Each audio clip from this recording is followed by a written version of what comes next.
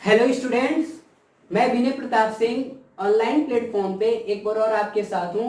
और हम लोग का कैनामेटिक्स स्टार्ट था, चल भी रहा था। और मैंने जैसा कि बताया भी था कि motion in straight line and motion in plane दोनों एक साथ ही कैनामेटिक्स में पढ़ेंगे। तो जहाँ तक बात थी मोशन इन स्ट्रेट लाइन, तो उसमें रिलेटिव वेलोसिटी छोड़ के हमने बाकी सारी चीज़ें कवर कर ली थी। रिलेटिव वेलोसिटी को मैंने इसलिए होल्ड किया क्योंकि उसमें वेक्टर का कंसेप्ट आता है। तो जब तक हमें वेक्टर क्लियर नहीं होगा तो हम उसको समझ नहीं पाएंगे अच्छे से। और कहीं ना कहीं इनडायरेक्टली हमारा फोर्थ चैप्टर आज से स्टार्ट हो जाएगा, क्योंकि फोर्थ चैप्टर में ही वेक्टर को उन्होंने डिस्कस किया है। ठीक है, तो आते हैं नए चैप्टर में, that is motion in plane. क्योंकि यहाँ से जो भी इमेजिनेशन चलेगी, एक स्पेस की बात होगी, एक प्लेन की बात होगी। तो हम लोग शुरू करते हैं। और ये किसका पार्ट है? कैनामेटिक्स में ही इसको ले लेते हैं। ठीक है, तो आई होप सारी चीज़ें क्लियर हो। और एक चीज़ कि आपको अगर फिजिक्स अच्छा करना है तो जो भी कंसेप्ट है उसको समझते हुए उसको अप्लाई करते हुए चलिए। एक चीज़ क्या करना है फिलहाल आपको, लर्न एंड अप्लाई। आपको कोई भी सब्जेक्ट हो सीखना है, उसको अप्लाई करना है। ठीक है, अभी के लिए तो हमारा जो आज का टॉपिक है वो वेक्टर है। और मैंने बोला भी कि इनडायरेक्टली या डायरेक्टली बोल दो, एकदम कोई प्रॉब्लम नहीं कि कैरेमेटिक्स का दूसरा चैप्टर स्टार्ट हो गया, हो जाएगा आज। तो सबसे पहले एक क्वांटिटी आती है स्केलर, और एक होता है वेक्टर। और ये आप छोटी क्लास में भी पढ़े होंगे कि स्केलर क्वांटिटी और वेक्टर क्वांटिटी क्या होता है। तो देख लेते हैं एक बार ऐसे। द क्वांटिटी, फिजिकल क्वांटिटी या द क्वांटिटी, लिख लो फिजिकल क्वांटिटी क्योंकि पढ़ के आए हो। The physical quantity which have only magnitude। कोई भी फिजिकल क्वांटिटी, और फिजिकल क्वांटिटी अब आपको पता होगा कि वो सारी क्वांटिटी जिसकी हेल्प से हम फिजिक्स के लॉ को एक्सप्रेस कर सकते हैं, उसको हम फिजिकल क्वांटिटी बोलते थे। जिसको डायरेक्टली इनडायरेक्टली मेजर कर सकते हैं उसको फिजिकल क्वांटिटी बोलते हैं। तो फिजिकल क्वांटिटी जिसके पास केवल मैग्नीट्यूड होता है, एग्जाम्पल की अगर बात करो 5 kg। ठीक है, 5 kg क्या है? ये 5 क्या हुआ? मैग्नीट्यूड, ये यूनिट हो गया मास का। तो वो सारी क्वांटिटी जिसके पास केवल मैग्नीट्यूड होता है 10 किलोमीटर, तो बात करेंगे तो इसका क्या होगा? मास डिस्टेंस, मास डिस्टेंस वर्क, ये सारी क्या है? स्केलर क्वांटिटी है। और एक चीज कि जो वर्क डन होता है वो स्केलर ही क्यों होता है? क्यों? क्योंकि हमने एग्जांपल पढ़ा है कि मैंने 30 जूल वर्क किया, मैंने 100 जूल वर्क किया, कोई सिस्टम ने, कोई मशीन ने इतना वर्क किया। तो ये स्केलर ही क्यों होता है वो यहीं से पता चलता है, हमारे इसी टॉपिक से, वेक्टर से। तो हम लोग उसको आगे देखेंगे। अब वेक्टर क्वांटिटी क्या हुआ? The physical quantity, physical quantity which have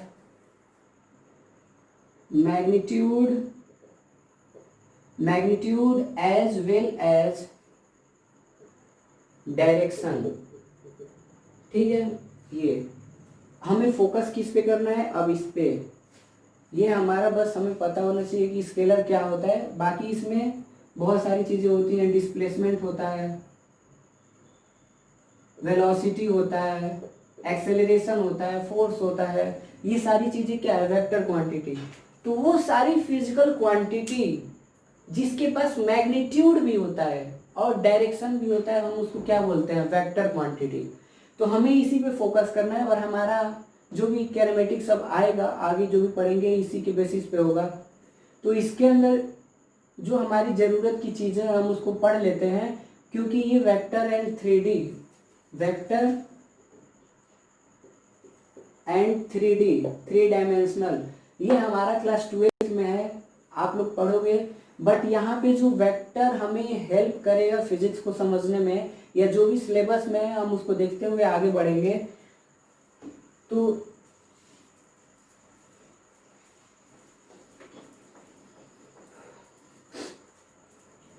सबसे पहली चीज कि हमने क्या देखा कि वेक्टर क्या होता है, मैग्नीट्यूड एंड डायरेक्शन। ठीक है, लिख लेते हैं, मैग्नीट्यूड एंड डायरेक्शन वेक्टर के पास होता है। अब रिप्रेजेंट कैसे करते हैं इसको, तो जैसे मैं बोलूं कि ये एक पाथ है, ठीक है,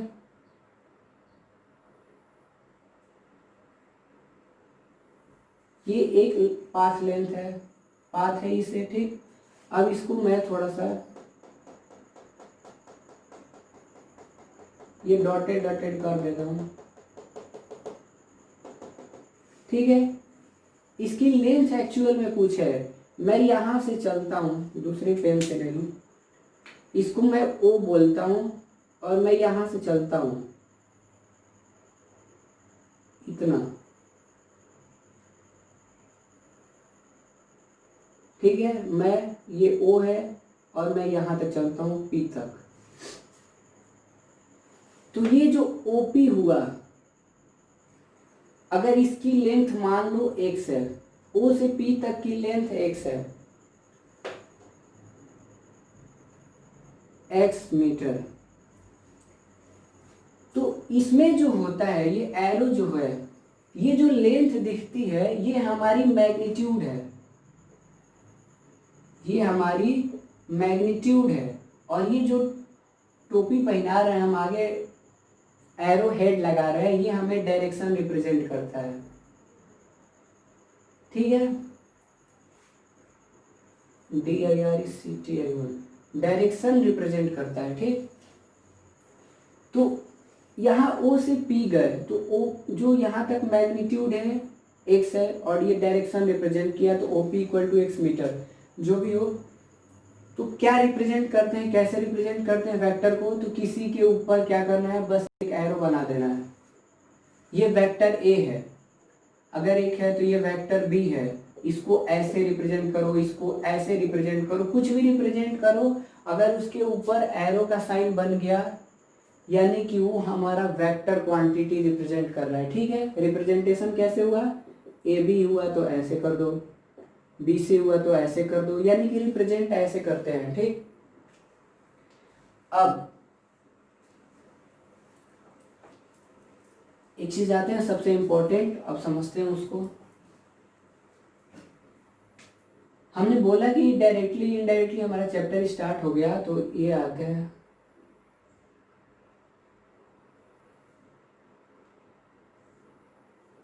ये x, ये y, ये z, ठीक है।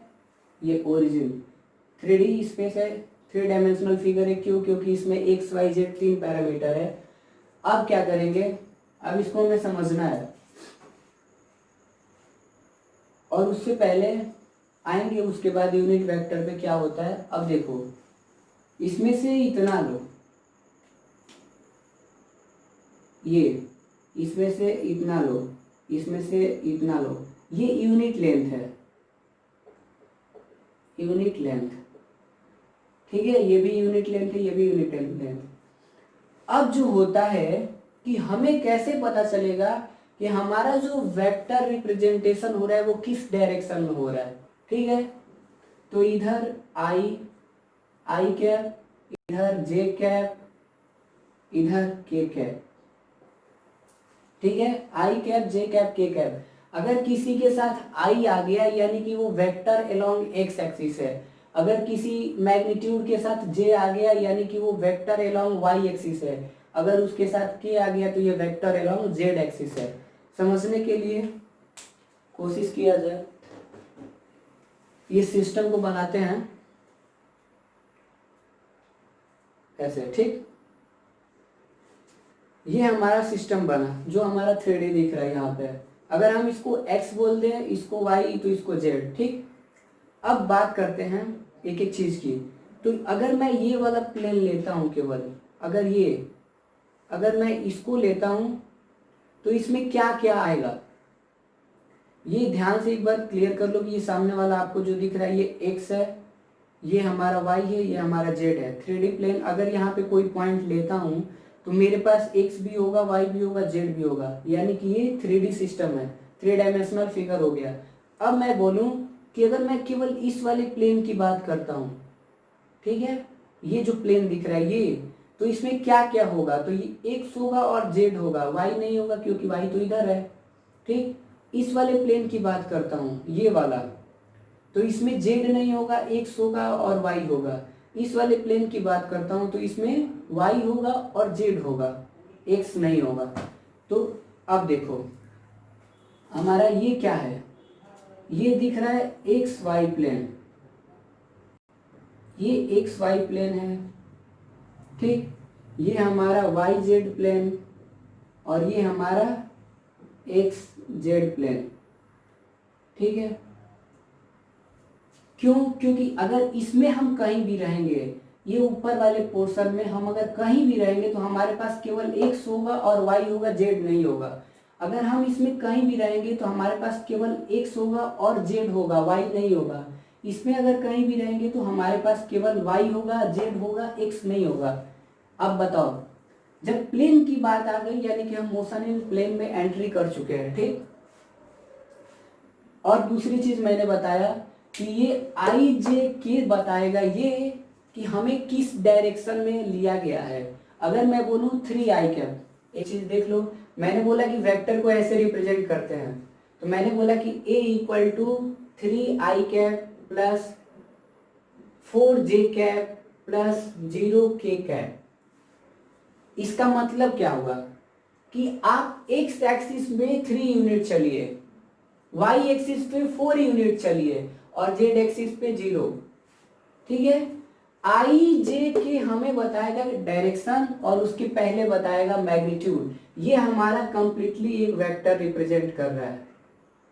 क्यों? क्योंकि इसके पास मैग्नीट्यूड भी है और डायरेक्शन भी है।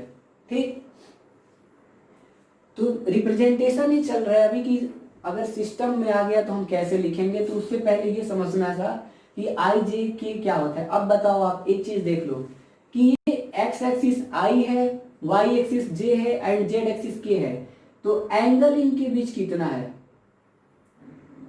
हम बोलेंगे कि एंगल इनके बीच कितना है, तो आई और जे के बीच कितना है? 90 डिग्री। ठीक, आई और जे के बीच कितना है? 90 डिग्री। इसके बीच भी 90 डिग्री, इसके बीच भी 90 डिग्री। तो यानी कि एक पार्टिकुलर डायरेक्शन वाले के बीच में जो आई जे के है उसके बीच एंगल यहां से भी दिख रहा है कि हमें ये 90 90 है। ठीक, ये 90, ये 90, ये 90। तो एक चीज बस यहां से ये पता चली कि हमें ये देखना है कि हमारे दिए हुए डेटा में क्या क्या मैग्नीट्यूड है और किधर है।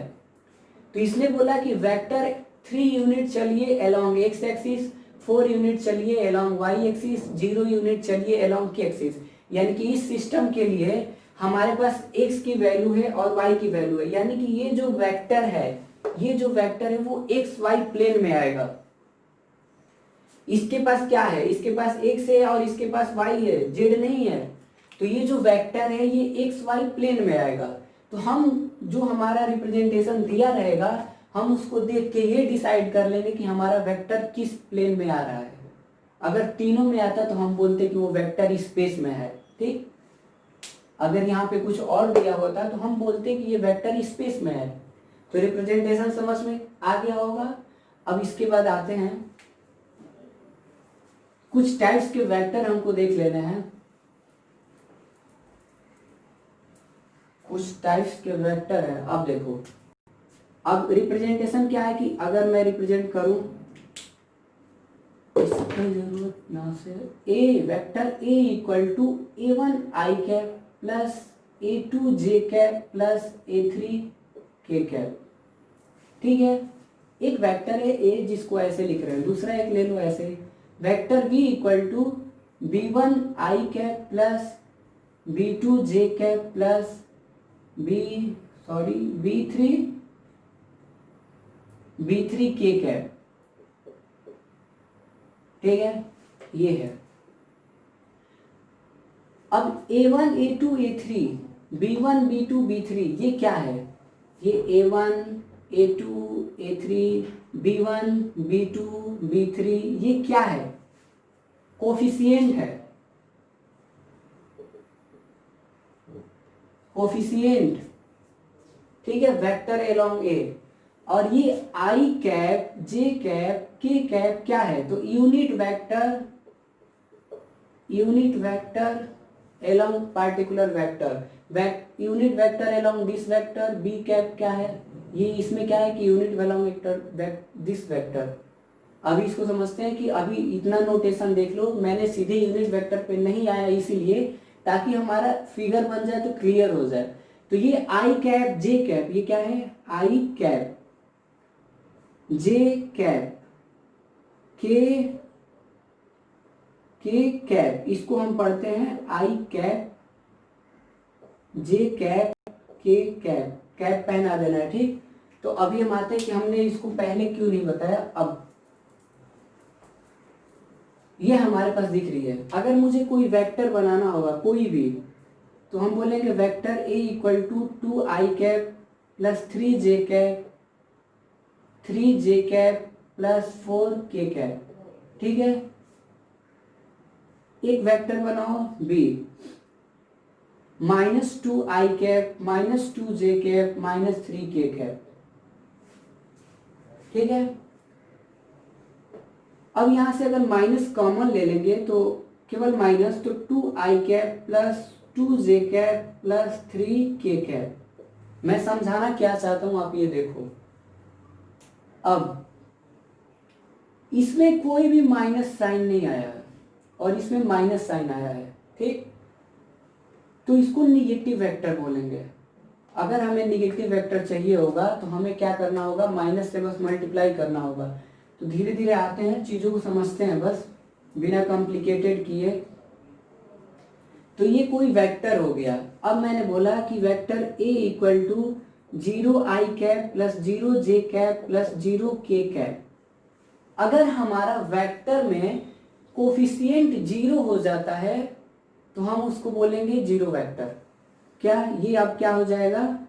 जीरो वेक्टर या नॉन वेक्टर, ठीक है, जीरो वेक्टर या नॉन वेक्टर, ठीक। यहाँ पे कोई वेक्टर है, इसको जीरो वेक्टर या नॉन वेक्टर, जब भी जीरो आ जाए तो हम बोलेंगे कि ये नॉन वेक्टर है, ये जीरो वेक्टर है। अब बताओ, इसका नाम चेंज कर दिया जाए, यहाँ पे इसको बी कर दिया जाए, ठीक। अब अगर हमें a प्लस बी करना होगा, ठीक, a प्लस बी तो क्या आएगा? तो एडिशन कैसे होता है? सीधी सीधी सारी चीजें यहीं पे देखेंगे। तो हमें पता है कि x एक्सिस वाला x के साथ जाएगा, y वाला y के साथ, z वाला z के साथ। क्यों? क्योंकि हम अलग अलग पैरामीटर एक साथ नहीं लिख सकते हैं। तो इसको क्या करेंगे? 2 plus 0 i cap plus 3 plus 0 j cap plus 4 plus 0 k cap, ठीक। तो रिजल्टेंट क्या आएगा? a plus vector b equal to 2i cap plus 3j cap plus 4k cap, ठीक। यानी कि वही आ गया। यानी कि जब भी किसी वेक्टर में नल वेक्टर ऐड करते हैं या जीरो वेक्टर ऐड करते हैं तो हमारा रिजल्टेंट वही आता है, ठीक है। अब आप इसको पढ़ोगे कैसे? तो एक चीज आप मैथ्स में पढ़े हो कि a plus b equal to b plus a. ये हमारा क्या है? ये कॉम्यूटेटिव लॉ है, ठीक है। a plus b equal to b plus a, ये कॉम्यूटेटिव लॉ है। अगर मैं बोलूं कि a plus b plus c, ऐसे ऐसे कर लो, ठीक, ऐसे, तो ये क्या होगा? a प्लस बी प्लस सी। तो ये हमारा एसोसिएटिव लॉ है, ठीक। तो जब हम वेक्टर की एडिशन करते हैं तो कॉम्यूटेटिव लॉ फॉलो होता है, एसोसिएटिव लॉ भी फॉलो होता है। लेकिन अगर हम वेक्टर को सब्ट्रैक्ट करेंगे तो हमारा ये फॉलो नहीं होगा। और वेक्टर को सब्ट्रैक्ट करने का मतलब कुछ नहीं होता है, दूसरे वाले वेक्टर को निगेटिव से मल्टीप्लाई कर दिया जाता है। धीरे धीरे सारी चीजें हम लोग देखेंगे। अभी मैंने इस रिप्रेजेंटेशन में यहाँ नल वेक्टर को समझाने के लिए ले लिया था, फिर यहाँ पे वेक्टर की एडिशन बता दी। और वेक्टर के एडिशन में क्या करना है कि आई वाले को कोफिशिएंट को आई के साथ, जे वाले को जे के साथ, के वाले को के साथ। तो इसका जनरल फॉर्मूला अगर हम बनाएंगे, इसका इसके लिए जनरल फॉर्मूला तो हमारा क्या बनेगा, ए प्लस बी, ठीक है, या ऐसे इसको समझ लो, A1 आई कैप प्लस A2 जे कैप प्लस A3 के कैप, B1 आई कैप प्लस B2 जे कैप प्लस B3 के कैप, इसको ऐड करना है। तो इसको क्या करेंगे, इसको एक साथ, यानी कि A3 प्लस B3 के कैप, ठीक, इसको ऐड करना है। तो A2 प्लस B2 जे कैप, ठीक, इसको ऐड करना है। तो A1 प्लस B1 आई कैप, यानी कि जो कोफिशिएंट है आई वाले कोफिशिएंट को आई वाले के साथ ही, जे वाले को जे के साथ ही, के वाले को के साथ ही। एग्जाम्पल आप चाहे कुछ भी कर लो, इसमें कुछ भी लेके ऐड कर लो। सब्ट्रैक्शन में बिल्कुल ऐसे ही होता है, बट हम लोग उसको पढ़ेंगे। हमारे दिमाग में नल वेक्टर था, इसलिए मैंने एग्जाम्पल यहीं पे क्लियर करके उसको ऐड करके भी दिखा दिया। अब आते हैं अब एक है हमारा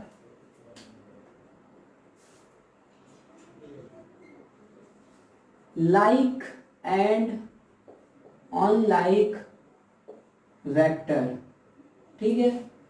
अगर कहीं माइनस आ गया, ठीक है, जैसे मैं बोलूंगी 3 i cap, a equal to 3 i cap and b equal to -3 i cap, तो ये दोनों क्या है, आपस में ओपोजिट हैं। जब भी माइनस आता है हमारा फिजिक्स में, यहीं से लॉजिक देखो कि फिजिक्स में अगर माइनस आता है यानी कि डायरेक्शन की बात करता है, ठीक है। अगर मेरा रिजल्ट इधर है और आ गया इधर, तो हम बोलेंगे कि हमने गलत डायरेक्शन सपोज कर लिया है, हमारा आंसर इधर होगा। सारी चीजें धीरे धीरे आएंगी, तो परेशान नहीं होना है, पेशेंस के साथ पढ़ना है चीजों को। लाइक एंड अनलाइक वेक्टर क्या होता है, वेक्टर A1 इक्वल टू, मैं बोलूं 2 आई कैप प्लस 2 जे कैप प्लस 2 के कैप, ठीक है। A2 इक्वल टू बोलूं 4 i cap plus 4 j cap plus 4 k cap, ठीक। A2 को मैं क्या लिख सकता हूं, ट्वाइस 2 आई कैप प्लस 2 जे कैप प्लस 2 के कैप। A2 को और क्या लिख सकता हूं, 2 टाइम्स ऑफ A1, ठीक है, 2 टाइम्स ऑफ A1। कोई प्रॉब्लम इसमें नहीं होनी चाहिए। मैंने 2 वेक्टर लिया A1 A2। हमें इतने डिटेल में वेक्टर को नहीं पढ़ना है, हमें जो जरूरत की चीजें हैं बस उसी को देखना है अपने सब्जेक्ट में। तो मैंने एक वेक्टर लिया दिस, तो आपको ये दिख रहा है कि 2 2 2, ठीक है, और ये सारी चीजें पॉजिटिव है। ये भी देखो 4 4 4, ये सारी चीजें पॉजिटिव है, यानी कि दोनों पॉजिटिव, दोनों ये पॉजिटिव साइन रिप्रेजेंट कर रहा है इसका कि दोनों सेम डायरेक्शन में है, ठीक है। दोनों, छोटा वाला ये वेक्टर है आपका A1, ये वेक्टर A1 है आपका, और दूसरा वाला वेक्टर है हमारा, इसका ट्वाइस ले लो A2।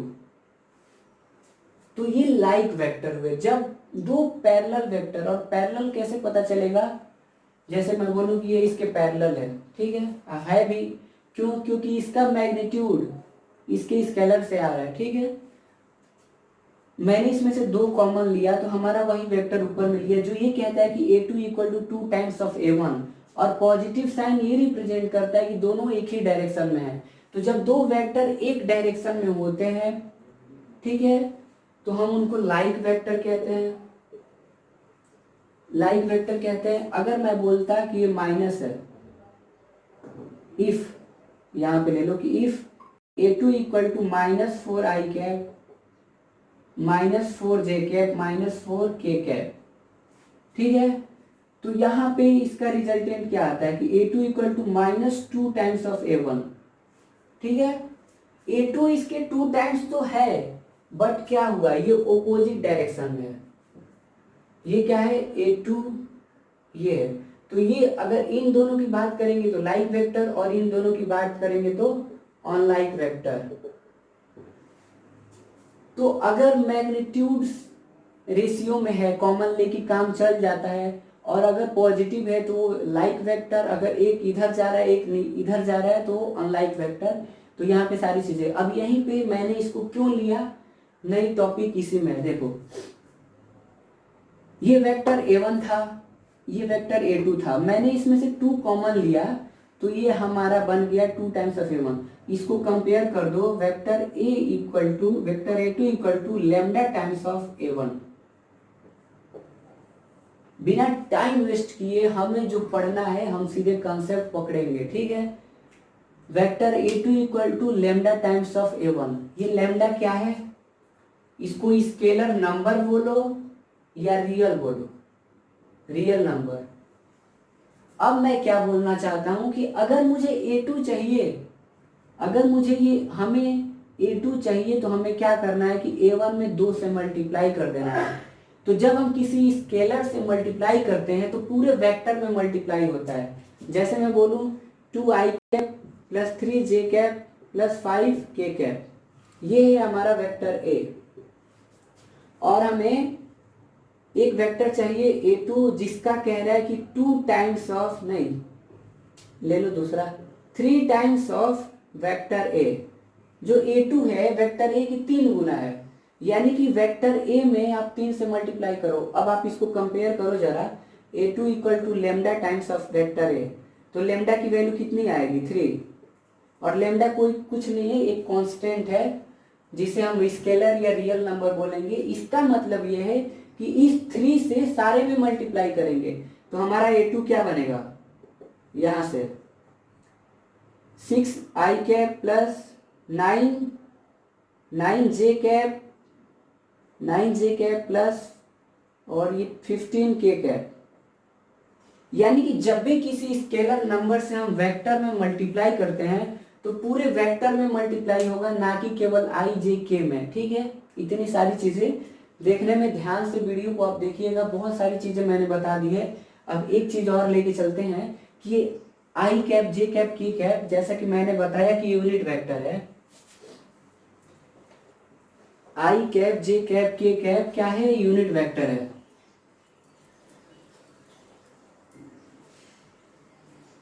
अगर दो वेक्टर सेम साइड, देखो इसको यहाँ पे लाइक एंड नॉन लाइक एक बराबर, इसका मैग्नीट्यूड सेम है, एक कहाँ गया, और ये, ठीक है, ये A है ये A2 है। अगर ये दोनों एक ही डायरेक्शन में हैं तो ये लाइक वेक्टर हुए, अगर एक इधर जा रहा है एक इधर जा रहा है तो ये अनलाइक वेक्टर हुए, और ये अगर 2 यूनिट है तो ये 4 यूनिट है। सेम होगा, अनलाइक कब होगा, जब डायरेक्शन अपोजिट होगा। माइनस साइन ही अपोजिट डायरेक्शन रिप्रेजेंट करता है। अब एक चीज, unit and equal vector. Equal vector, equal मतलब क्या होता है, बराबर। तो दो वेक्टर आपस में इक्वल तभी हो सकते हैं जब उनकी मैग्नीट्यूड और डायरेक्शन सेम होगी। जैसे मैं बोलूं कि A1 equal to 2i cap plus 3j cap plus 2k cap, B1 equal to 2i cap plus 3j cap plus 2k cap. ये सारी चीजें पॉजिटिव है, positive positive positive positive positive, यानी कि डायरेक्शन तो डायरेक्शन सेम है। अब magnitude 2 2 3 3 2 2, यानी कि यहाँ पे वेक्टर A का मैग्नीट्यूड और वेक्टर B का मैग्नीट्यूड सेम है, और ये पॉजिटिव साइन ये रिप्रेजेंट करता है कि डायरेक्शन भी सेम है। तो हम ये कह देंगे कि vector A1 equal to vector B1।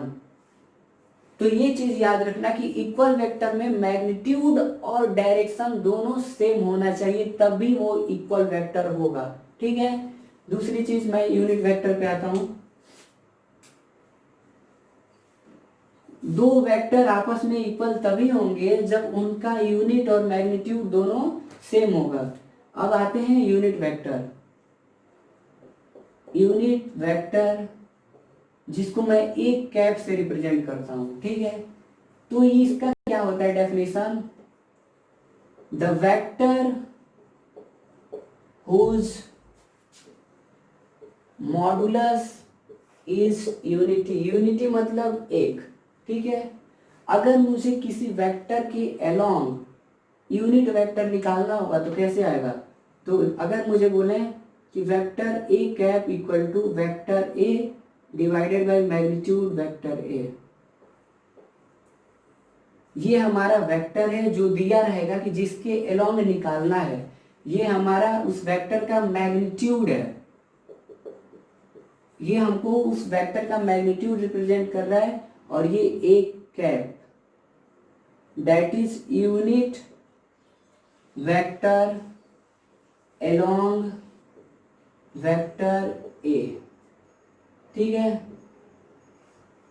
अगर किसी दिए हुए वेक्टर के अलोंग यूनिट वेक्टर निकालना होगा तो हम क्या करेंगे?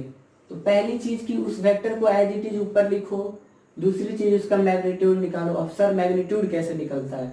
एक एग्जांपल लो, a equal to 2i cap plus 3j cap plus 4k cap, ठीक है। इसके लिए हमें दो चीज चाहिए बस, एक वेक्टर a, तो वेक्टर a पता चल गया, दूसरी चीज मैग्नीट्यूड। तो इसका मैग्नीट्यूड कैसे निकलेगा? तो क्या करना है कि सारे कोफिशिएंट का स्क्वायर कर देना है बस, ठीक है। तो 2 का स्क्वायर प्लस 3 का स्क्वायर प्लस 4 का स्क्वायर, तो मैग्नीट्यूड कितना आएगा? 4 प्लस 9 प्लस 16 जो भी है vector magnitude of vector A equal to 9 4 13 13 10 23 100 29, I think 29 सही है, 16 9 25 4 29। तो यूनिट वेक्टर कितना आएगा इसके लिए? तो a cap equal to 2i cap plus 3j cap plus 4k cap divided by 29, हमारा ये यूनिट वेक्टर आ गया, ठीक है। यूनिट वेक्टर क्या होता है? The vector whose magnitude is unity, ठीक है। अब ये ध्यान में रखना कि हमें यूनिट वेक्टर कैसे निकालना है। तो उसके लिए दो चीज हमको चाहिए, एक वो वेक्टर चाहिए जिधर हमें निकालना है, तो वेक्टर ये है, और उस वेक्टर का मैग्नीट्यूड चाहिए। तो मैग्नीट्यूड कैसे निकलेगा? तो सारे की कोफिशिएंट का स्क्वायर करके सम करके रूट ले लो, ये 2 का स्क्वायर प्लस 3 का स्क्वायर प्लस 4 का स्क्वायर, रिजल्ट ये आया, ठीक है। फिर डिवाइड कर दो। तो अभी तक हम लोगों ने क्या पढ़ा इस टॉपिक में कि वेक्टर क्या होता है, ठीक। उसके बाद रिप्रेजेंट कैसे करते हैं, तो आई जे के क्या बताता है ये देख लिए, फिर जीरो वेक्टर, फिर यूनिट वेक्टर, फिर वेक्टर को सम करना बस सीखे। तो बस यही रिक्वेस्ट है कि वीडियो को ध्यान से देखिएगा ताकि ये सारी चीजें क्लियर हो जाएं। धीरे धीरे हम मैकेनिक्स के अंदर जा रहे हैं, और मैं बिना टाइम वेस्ट किए चीजों को लिंक करके यहीं पे बता रहा हूँ, अलग अलग करके नहीं बता रहा हूँ, क्योंकि हमें टाइम वेस्ट नहीं करना है, हमें चीजों को समझना है बस। ओके, आई थिंक सारी चीजें क्लियर होंगी। ऐसे ही घर पे बैठ के मेहनत करिए, पढ़ते रहिए। Thanks for watching.